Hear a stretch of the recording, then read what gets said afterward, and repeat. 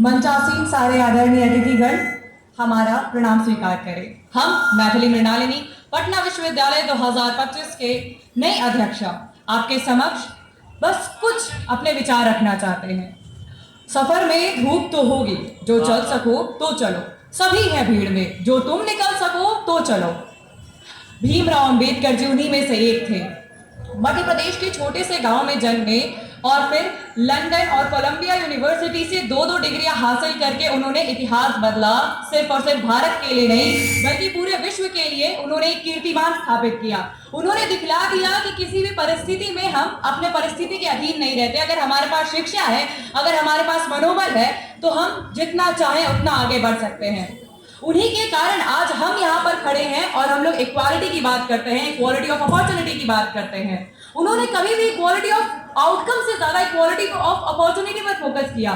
उनका मानना था कि इस देश में जितने भी नागरिक हैं उनको एक समान अधिकार मिलना चाहिए जिसके तहत वो आगे बढ़े।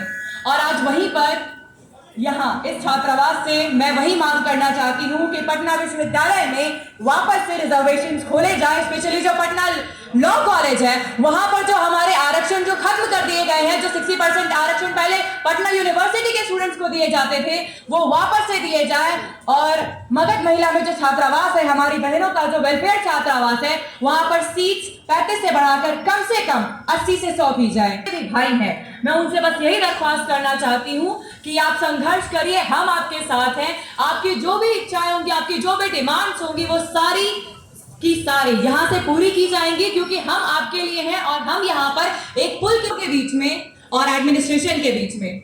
We are because he was, हम लोग हैं क्योंकि वो थे। अगर वो नहीं होते तो हमारे पास हमारे अधिकार नहीं होते, हमारे पास बोलने का मौका नहीं होता, हमारे पास ये अधिकार नहीं होते कि हम चुनाव लड़ पाते, और हमारे पास ये अधिकार नहीं होते कि हम अपनी आवाज को सरकार के सामने रख पाए। ठीक उसी प्रकार उनके नक्शे कदम पर चलते हुए आप सभी से एक साथ रहने की मांग है, क्योंकि मैत्री जागृति प्रगति का नारा, फिर सारा जगत हमारा।